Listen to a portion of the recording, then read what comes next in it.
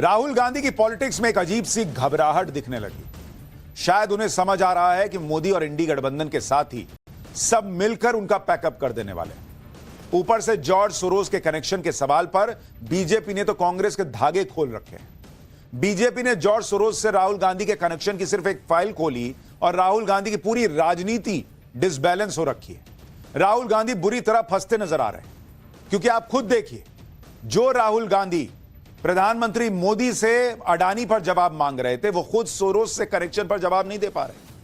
जो राहुल गांधी कहते थे कि पीएम मोदी अडानी का नाम तक नहीं ले पाते, वो अपने ऊपर लगे आरोपों पर जॉर्ज सोरोस का नाम तक नहीं ले पा रहे। जो राहुल गांधी चाहते थे कि गौतम अडानी पर अमेरिका में आरोप लगते ही अडानी को जेल में डाल देना चाहिए, वो राहुल गांधी सोरोस को लेकर उन पर लग रहे हैं आरोप, तो कह रहे हैं कि आरोपों का क्या है, लगाते रहिए। मतलब राहुल गांधी अपनी ही पॉलिटिक्स में फंसते चले जा रहे हैं और घबराए राहुल गांधी को कुछ समझ में नहीं आ रहा, तो हर वो प्रयास कर रहे हैं जिससे वो सवालों से बच सके। जो राहुल गांधी कल तक संसद के बाहर के सियासी ड्रामों से टाइम पास करके खुश थे, क्या गजब कर दिया, वो अचानक आज संसद में चलते हैं का गाना क्यों गाने लगे भाई? ये सारी बातें आज आपको विस्तार से समझाऊंगा। हर डॉट कनेक्टेड है बॉस। कांग्रेस का पूरा जोर लगाकर उपराष्ट्रपति जगदीप धनखड़ को टारगेट करने का मोर्चा खोलना, ईवीएम पर इंडी गठबंधन का सुप्रीम कोर्ट जाने की तैयारी करना, सारी बातें कनेक्टेड है बॉस। आज आपको पूरी क्रोनोलॉजी समझाऊंगा, लेकिन एक बार सुनिए आज राहुल गांधी ने संसद चलाने को लेकर कहा क्या है, फिर राहुल की नई मुसीबत, राहुल प्रियंका का खुद को एक्सपोज करना और ममता के नए बयान से खड़े नए तूफान और केजरीवाल ने कैसे कांग्रेस की घनघोर बेइज्जती कर दी, यह सब दिखाऊंगा। लेकिन जरा पहले राहुल जी को सुनिए। देखिए, ये उल्टे सीधे एक्यूजेशन लगाते रहते हैं, मगर हमने डिसीजन लिया है, एटलीस्ट मेरी थिंकिंग है कि ये जो भी प्रोवोकेशन करें इनको हम करने देंगे, बट हम हाउस को रन कराएंगे और हमारी पूरी कोशिश होगी कि हम किसी ना किसी तरह हम हाउस को रन करें। हम चाहते हैं कि डिबेट हो, डिस्कशन हो।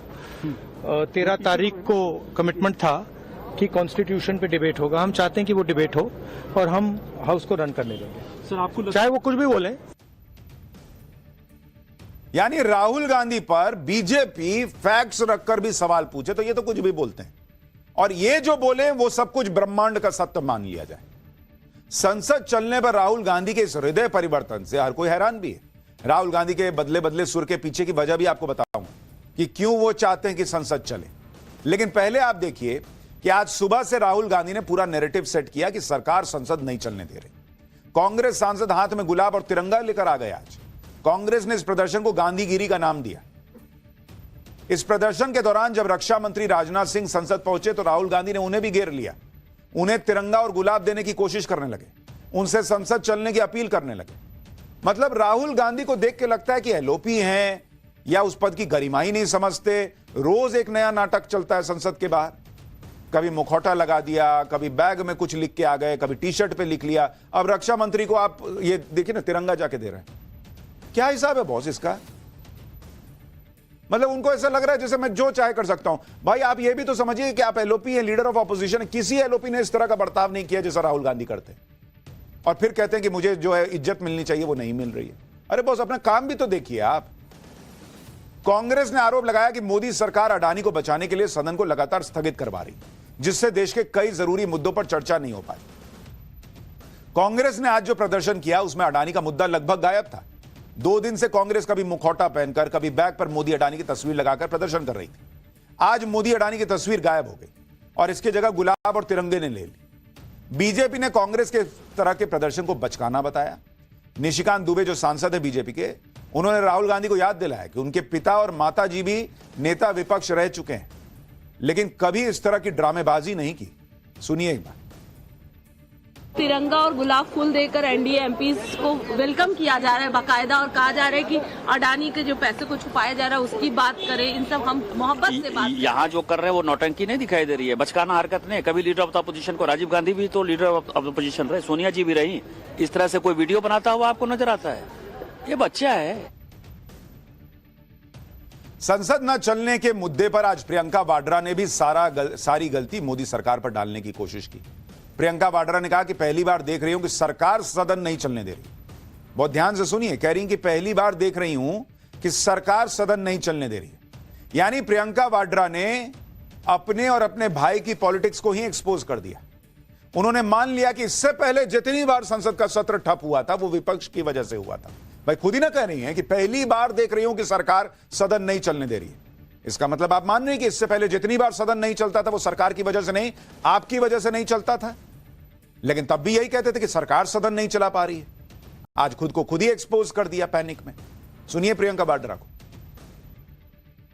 बीजेपी के पहली बार देख रही हूँ कि सरकार खुद डिसरप्ट कर रही है। बीजेपी के पहली बार देख रही हूँ कि सरकार खुद डिसरप्ट कर रही है। अच्छी बात है, कम से कम देश को यह खुद मानकर बता रही है कि इससे पहले हम लोग डिसरप्ट करते थे, पहली बार सरकार डिसरप्ट कर रही है, वो भी 2 दिन से।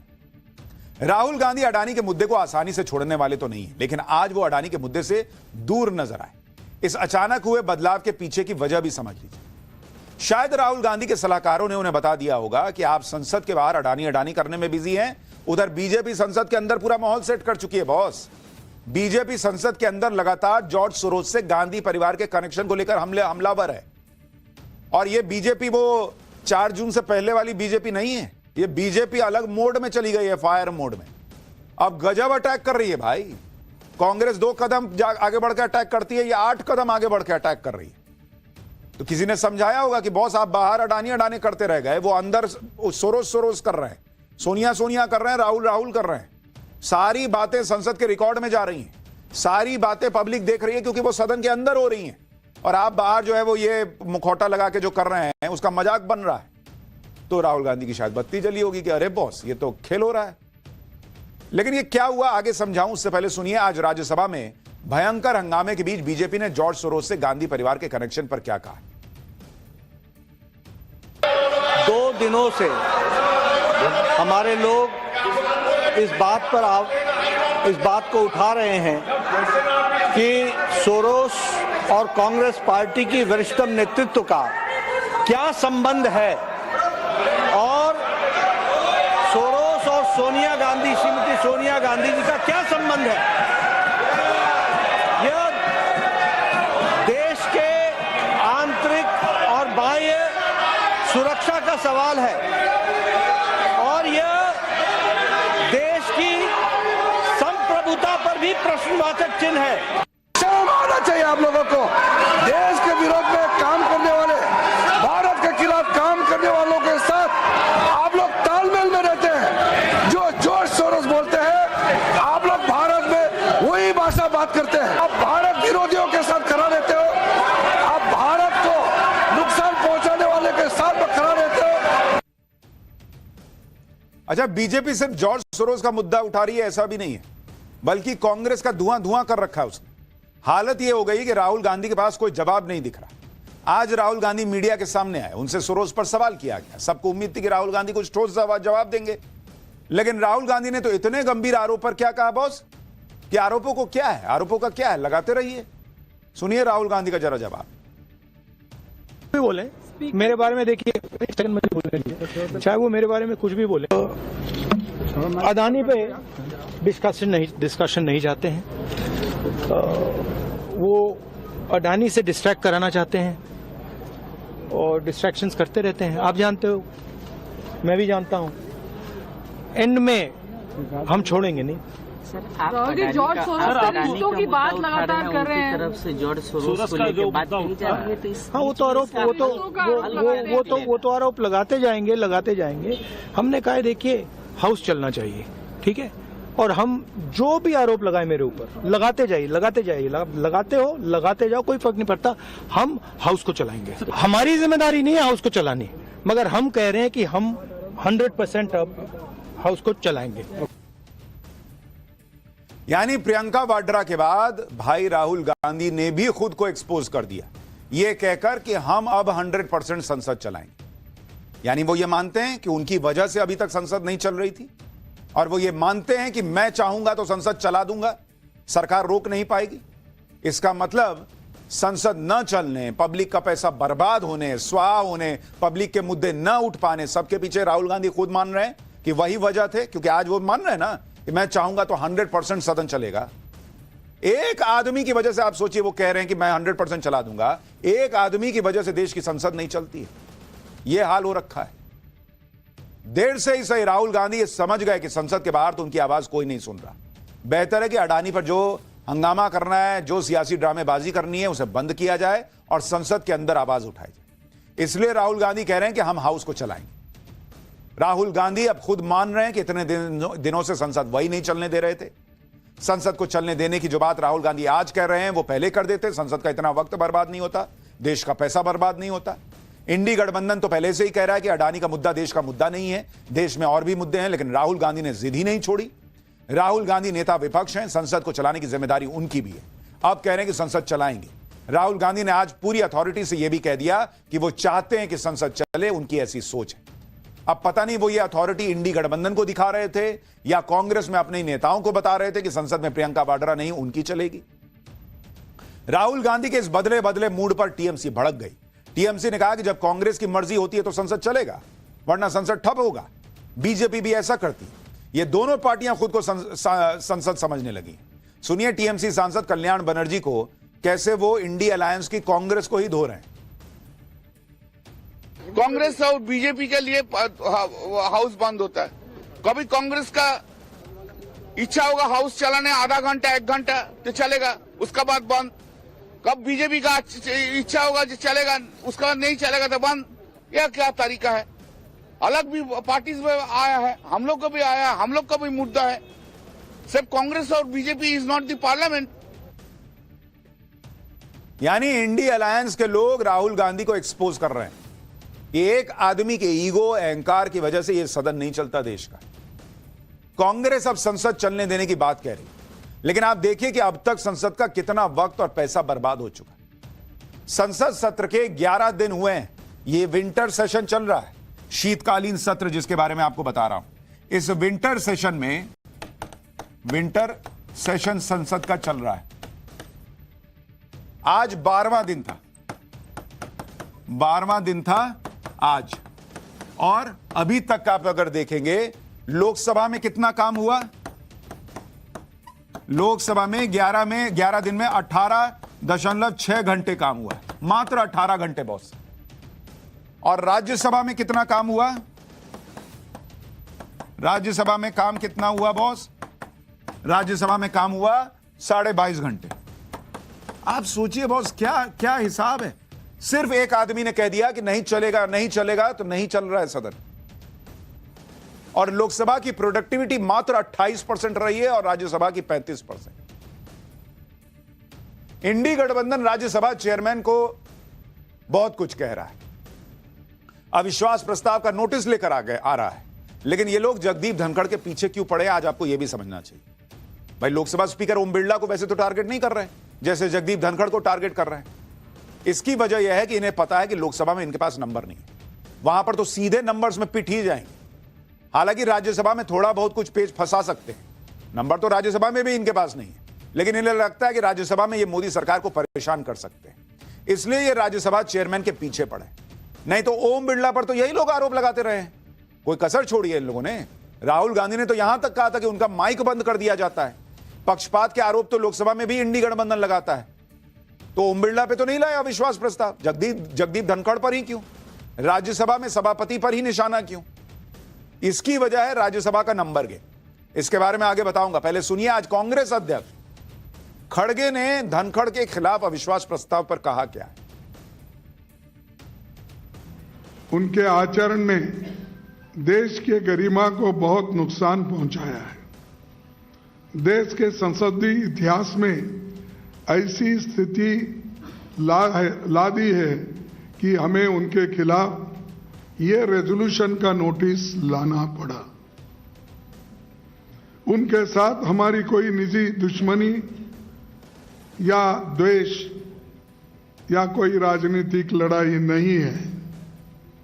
देश के नागरिकों को हम विनम्रता से बताना चाहते हैं कि हमने बहुत सोच विचार और मंथन करके देश के संविधान और लोकतंत्र को बचाने के इरादे से मजबूरी में ये कदम हम सब लोगों ने उठाया है। ये आजकल बढ़िया हो गया है, सब चीज संविधान बचाने के नाम पर डाल दो। पहले सेक्युलरिज्म बचाने के नाम पर चलता था इस देश में, और अब संविधान बचाने के नाम पर होता है। खड़गे और इंडी गठबंधन कुछ भी कहें, लेकिन सरकार उपराष्ट्रपति के साथ खड़ी। संसदीय कार्य मंत्री ने तो आज सदन के अंदर खड़े होकर कह दिया कि धनखड़ ने सदन की गरिमा बढ़ाई है, किसान का बेटा उपराष्ट्रपति बना है। लेकिन इंडी गठबंधन वाले संसद के बाहर धनखड़ का मजाक उड़ाते हैं। ऐसे लोग तो सदन में आने के लायक ही नहीं है। सुनिए संसदीय कार्य मंत्री किरण रिजिजू ने क्या कहा है, फिर आपको राज्यसभा का गणित भी बताता हूं कि ये लोग जो कर रहे हैं वो कैसे पिटेगा, उसके बावजूद क्यों कर रहे हैं वो भी समझाऊंगा। पहले एक बार संसदीय कार्य मंत्री को सुनिए। 72 साल बाद एक ऐसा किसान का बेटा उपराष्ट्रपति के पद में पहुंच करके इस देश को सेवा करने का काम किया है। इस राज्यसभा सदन का सभापति के रूप में पूरा देश देख रहा है किस तरीके से उपराष्ट्रपति महोदय ने इस सदन का गरिमा को रखा है। मैं नाम लेकर कह सकता हूं, टेलीविजन में बाहर जाकर के पब्लिक के सामने में उपराष्ट्रपति का नाम लेकर के आप लोग बेमतलब से आरोप लगाते हैं। आप लोग इस सदन का सदस्य होने का लायक नहीं है। आप भारत को नुकसान पहुंचाने वाले के साथ में खड़ा रहते हो और फिर आप चेयरमैन के खिलाफ में नोटिस देते हो। ऐसा चेयरमैन मिलना मुश्किल है। भाई सरकार तो कह रही है कि राज्यसभा को ऐसा चेयरमैन मिलना मुश्किल है, लेकिन चेयरमैन को टारगेट करके इंडी गठबंधन अपनी राजनीति कर रही है। जबकि सच यह है कि अविश्वास प्रस्ताव अगर आ भी गया तो वो पास नहीं होगा, क्योंकि जो नंबर चाहिए वो इंडी गठबंधन के पास राज्यसभा में भी नहीं है। भाई राज्यसभा में फिलहाल कुल सदस्यों की संख्या 231 है, 231। बहुमत के लिए 116 सदस्यों की जरूरत है। राज्यसभा में अकेले बीजेपी के पास 95 सांसद है, 95। एनडीए के सदस्यों को भी मिला दीजिए तो यह संख्या 113 पर पहुंच जाती है। 6 नॉमिनेटेड सदस्यों का समर्थन भी एनडीए को है, यानी एनडीए की कुल संख्या 119 हो जाती है। जबकि कांग्रेस के खुद के मात्र 27 राज्यसभा सांसद हैं। इंडी गठबंधन पूरा मिला भी लेगी तो 85 सदस्य बनते हैं। तो क्या कर लीजिएगा आप बॉस? अब यह नंबर साफ बता रहा है कि इंडी गठबंधन का अविश्वास प्रस्ताव राज्यसभा में भी पास नहीं हो पाएगा। यह सिर्फ और सिर्फ इंडी गठबंधन का पॉलिटिकल स्टंट पर है। फिर भी इंडी गठबंधन उपराष्ट्रपति पर हमले किए जा रहा है। खड़गे कह रहे हैं कि राज्यसभा के सभापति तो सरकार के प्रवक्ता की तरह काम कर रहा है। एक बार खड़गे साहब को सुनिए, फिर ये प्रोसेस क्या है पूरा अविश्वास प्रस्ताव का वो भी आपको समझाता हूं। बार बार विपक्षी नेताओं को बोलने से रोका जाता है। उनकी निष्ठा संविधान और संवैधानिक परंपराओं की जगह सत्ताधारी दल के लिए है। वे अपनी अगली प्रमोशन के लिए सरकार के स्पोक्स पर्सन बनकर काम कर रहे हैं, ऐसा हमें दिख रहा है। मुझे ये कहते हुए कोई संकोच नहीं कि the biggest disturber in Rajya Sabha is the chairman himself. Rajya Sabha के सभापति को कुर्सी से हटाना कोई हंसी मजाक का काम नहीं है बॉस। लेकिन जब संसद की राजनीति को ही स्टंटबाजी में बदल दिया गया हो तो इंडी गठबंधन को इस बात से कोई मतलब ही क्यों होगा कि गंभीर राजनीति होनी चाहिए। राज्यसभा के सभापति को हटाने की पूरी प्रक्रिया होती है। राज्यसभा के सभापति को हटाने की प्रक्रिया संविधान के आर्टिकल 67B में बताई गई। इसके तहत सभापति के खिलाफ अविश्वास प्रस्ताव लाने से 14 दिन पहले नोटिस देना होता है। 14 दिन बाद राज्यसभा में प्रस्ताव पर चर्चा होगी और फिर वोटिंग होगी। अविश्वास प्रस्ताव पास कराने के लिए राज्यसभा के कुल सदस्यों के आधे से 1 वोट ज्यादा की जरूरत होती है। राज्यसभा से प्रस्ताव अगर पास हो जाता है तो उसे लोकसभा भेजा जाता है। राज्यसभा में प्रस्ताव पास नहीं हुआ तो उसे लोकसभा में भेजा भी नहीं जाता। अब सवाल यह भी है कि यह सब जानते हुए इंडी गठबंधन उपराष्ट्रपति के खिलाफ अब विश्वास प्रस्ताव लाया क्यों जब उसके पास नंबर नहीं है। संसद सत्र के शुरू से ही इंडी गठबंधन खास तौर पर राहुल गांधी हंगामा कर रहे हैं। अडानी के मुद्दे पर सरकार को घेरने की कोशिश कर रहे हैं। राहुल गांधी कभी अडानी मोदी का मास्क पहने सांसदों से बात करते हैं, कभी टी शर्ट पहनते हैं, कभी कुछ करते हैं। बीजेपी ने उनसे डबल भाषा में जवाब देना शुरू किया। जॉर्ज सोरोस और गांधी परिवार का कनेक्शन खंगालना शुरू किया तो कांग्रेस बौखला गई। कि अरे बाप रे बाप, ये तो उल्टा पड़ गया। तो ये लोग सभापति के पीछे पड़ गए कि कम से कम टॉपिक तो चेंज हो। अब तो अविश्वास प्रस्ताव का नोटिस देकर इंडी गठबंधन और फंस गया है। अविश्वास प्रस्ताव लाने से 14 दिन पहले नोटिस दिया जाता है, जबकि विंटर सेशन ही 20 दिसंबर तक चलना है। इसी से साफ है कि इंडी गठबंधन खुद अविश्वास प्रस्ताव को लेकर गंभीर नहीं है। इंडी गठबंधन के कई दलों से अविश्वास प्रस्ताव को लेकर चर्चा भी नहीं की गई है, जिससे अविश्वास प्रस्ताव पर इंडी गठबंधन के अंदर ही विरोध के सुर उठ रहे हैं। इंडी गठबंधन में पहले से लीडरशिप के मुद्दे पर लड़ाई ऑलरेडी चल रही है। अविश्वास प्रस्ताव के जरिए कांग्रेस यह मैसेज देना चाहती है कि वही इंडी गठबंधन की लीडर है। अब तक किसी भी उपराष्ट्रपति के खिलाफ अविश्वास प्रस्ताव नहीं लाया गया था। अगर जगदीप धनखड़ के खिलाफ अविश्वास प्रस्ताव सदन के पटल पर आया तो धनखड़ का नाम इतिहास में दर्ज हो जाएगा। यानी इंडी गठबंधन में जिस तरह का रायता फैल गया है, उससे ध्यान हटाने के लिए और उपराष्ट्रपति जगदीप धनखड़ पर दबाव बनाने के लिए यह अविश्वास प्रस्ताव का ड्रामा चल रहा है। खुद इंडी गठबंधन के नेता मान रहे भाई कि अविश्वास प्रस्ताव टिक नहीं पाएगा, लेकिन इससे उपराष्ट्रपति धनखड़ पर दबाव जरूर बनेगा। सुनिए इंडी गठबंधन के नेताओं को। हालांकि संख्या के बल पर ये पास नहीं होगा, लेकिन इस बात का तो होगा, इस बात तो माननीय सभापति को तो विचार करना होगा।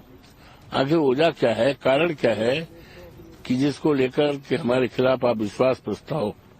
मुझे उम्मीद है कि माननीय सभापति जी माननीय सदस्यों को भावनाओं को परखते हुए और देशवासियों के हित के सवाल पर अपने रुख में बदलाव करेंगे।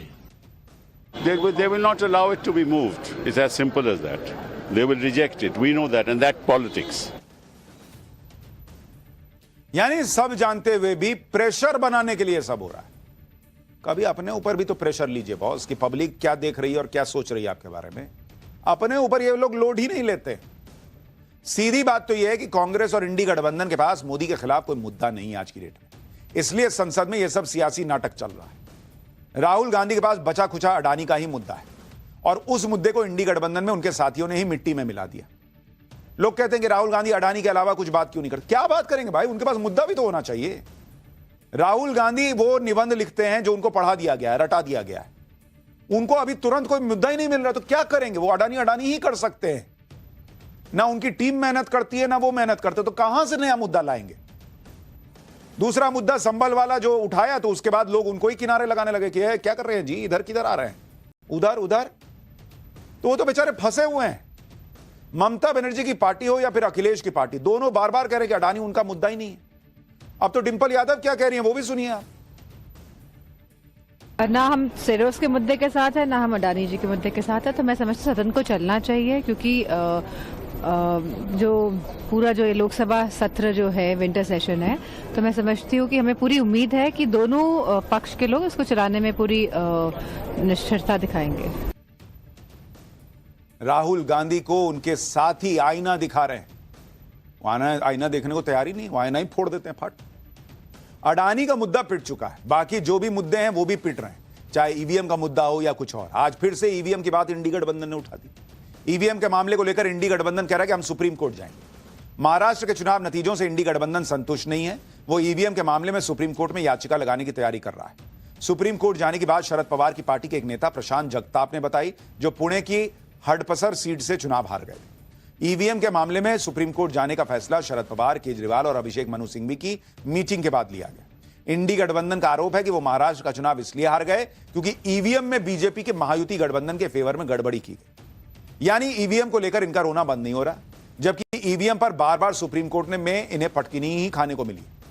हाल में तो कोर्ट ने यह तक कह दिया था कि जब आप जीतते हो तो ईवीएम में गड़बड़ी नहीं होती, जब हार जाते हो तभी गड़बड़ी दिखती है। ऊपर से सुप्रीम कोर्ट ने जो गाइडलाइन दी उसके हिसाब से जो वीवीपैट पर्चियों का मिलान हुआ उसमें एक पर्ची भी मिसमैच नहीं हुई, मैंने आपको कल ही बताया था। लेकिन ठीक है, जा रहे हैं सुप्रीम कोर्ट। अब इस पे सुनिए बीजेपी के संबित पात्रा क्या कह रहे हैं।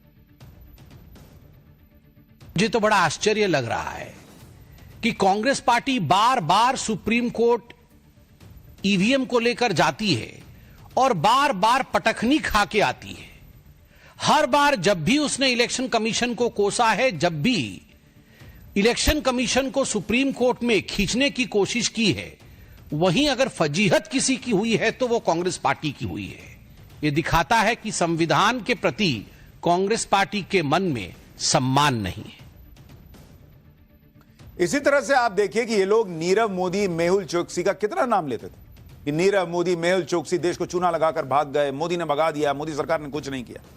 जबकि आज ही खबर यह आई है कि बैंकों को चूना लगाकर विदेश भागे मेहुल चोकसी की संपत्तियों के खिलाफ मोदी सरकार ने बड़ा एक्शन लिया है। ईडी ने बताया कि मेहुल चोकसी की संपत्ति को उन लोगों को लौटाया जा रहा है जो लोग मेहुल चोकसी के फ्रॉड से पीड़ित थे। ईडी ने मेहुल चोकसी की 2595 करोड़ रुपए की संपत्ति जब्त की थी, जिसके मोनेटाइजेशन की परमिशन कोर्ट ने दे दी थी। इसके बाद 125 करोड़ रुपए की संपत्ति मेहुल चोकसी के फ्रॉड के शिकार पीड़ितों को लौटाई जा रही। बाकी संपत्तियों को भी इसी तरह से मेहुल चोकसी के फ्रॉड के शिकार पीड़ितों को देने की प्रक्रिया चल रही है। मेहुल चोकसी ने पीएनबी से 6000 करोड़ का फ्रॉड किया था और आईसीआईसीआई बैंक से भी लोन लिया था, जिसका भुगतान नहीं किया। अब चोकसी जैसे लोगों की एक एक करके संपत्ति जब्त करके उन्हें बेचकर पाई वसूली जा रही। विजय माल्या अलग रो रहा है कि जितना का मैंने घोटाला नहीं किया, उससे ज्यादा की तो संपत्ति आपने जो है वो जब्त कर ली। नीरव मोदी का बुरा हाल है, मेहुल चोकसी का देखिए सूख के काटा हो गया भाई, ये हालत हो गई है। अब ये सब चूंकि कांग्रेस को ये सब कोई मुद्दा ही नहीं मिल रहा, अडानी कर रहे हैं, पता है कि वो चलेगा नहीं, तो क्या करें फ्रस्ट्रेशन में। तो एक काम करते हैं, जगदीप धनखड़ के खिलाफ अविश्वास प्रस्ताव लिया। एक तरफ इनके सारे मुद्दे खत्म हो रहे हैं, दूसरी तरफ इनके लोग खुद मान रहे हैं कि सरकार अच्छा काम कर रही है। भाई आज सुप्रिया सुले और कनिमोई ने रेल मंत्री अश्विनी वैष्णव की खूब तारीफ कर दी, जबकि ये लोग पहले अश्विनी वैष्णव के पीछे पड़े थे कि ये तो रेल मंत्री है, रेल मंत्री नहीं है। आज संसद में खुद ये लोग मान रहे हैं कि रेलवे में बहुत अच्छा काम हो रहा है। सुनिए कैसे विरोधी भी मोदी सरकार में हुए काम की, अश्विनी वैष्णव के काम की तारीफ कर रहा है। महाराष्ट्र में रेलवे मंत्रालय का काम सचमुच अच्छा हो रहा है और उनकी टीम को मैं कॉम्प्लीमेंट करूंगी, क्योंकि रेलवे में सफाई इनकी मैं हमेशा प्रशंसा इसलिए कर रही हूँ कि सफाई के मामले में रेलवे ने बहुत अच्छा काम किया है। I'd like to compliment the minister also, saying that we have to agree that it's much more cleaner, the stations are much more cleaner and the trains are much more cleaner. सीधी सी बात है कि विपक्ष का काम सिर्फ हंगामा करना नहीं होता। जनता ने इसलिए इन्हें भेजा कि जहां कमी दिख रही है वह सरकार को बताइए, सरकार को घेरिए, लेकिन मुद्दे भी तो सही होने चाहिए। अगर फर्जी मुद्दे लेकर संसद ठप करा देंगे तो कौन साथ देगा। इसलिए इंडी गठबंधन खुद राहुल गांधी का साथ नहीं दे रहा और राहुल गांधी भी अडानी करके इतना फंस गए हैं कि एकदम से अडानी का मुद्दा छोड़ नहीं सकते। अडानी का मुद्दा मजबूरी बन गया है इनकी, इसलिए आप देखिए कि धीरे धीरे ये दूसरे मुद्दों पर भी आ रहे हैं और इंडी गठबंधन के नाराज लोगों को खुश करने में जुटे। जैसे राहुल गांधी संभल के पीड़ित परिवारों से मिले, राहुल गांधी और प्रियंका वाड्रा संभल जा नहीं पाए, डीएम ने कहा कि आप 10 तारीख के बाद आ जाइए, तब नहीं गए, लेकिन संभल के लोगों को यहीं दिल्ली बुलाकर उनसे मिल लिए, जिससे कहने के लिए ना हो कि संभल की कोई बात जो है वो ये लोग नहीं कर रहे। और उधर अखिलेश यादव भी थोड़ा उनका भी मामला सेट रहे कि भाई देखिए नहीं हुआ। मुद्दों के दौड़ में पिछड़ती कांग्रेस को झटके पर झटके लग रहे हैं। आज अरविंद केजरीवाल ने भी कांग्रेस को करंट दे दिया। हरियाणा चुनाव में राहुल गांधी केजरीवाल से गठबंधन करने के लिए हाथ पैर मार रहे थे, लेकिन दिल्ली के चुनाव में केजरीवाल कांग्रेस को भाव नहीं दे रहे। आज सोशल मीडिया पर अरविंद केजरीवाल ने साफ साफ कह दिया कि आम आदमी पार्टी दिल्ली में अकेले लड़ेगी बॉस, कांग्रेस से कोई गठबंधन की गुंजाइश ही नहीं है। अरविंद केजरीवाल ने यह बात उस रिपोर्ट पर कही जिसमें कांग्रेस और आम आदमी पार्टी के बीच गठबंधन का दावा किया जा रहा था। यह भी कहा गया था कि 70 में से 15 सीटों पर कांग्रेस लड़ेगी, 1-2 सीट अन्य पार्टियों को भी मिलेगी, बाकी बची सीटों पर आम आदमी पार्टी लड़ेगी। केजरीवाल ने घनघोर बेइज्जती कर दी कि ना बॉस हमारे पास ना, ये हम अपना लड़ रहे हैं, अपना देखिए जाइए उधर। ये कांग्रेस का हाल हो गया है राहुल गांधी के चक्कर में।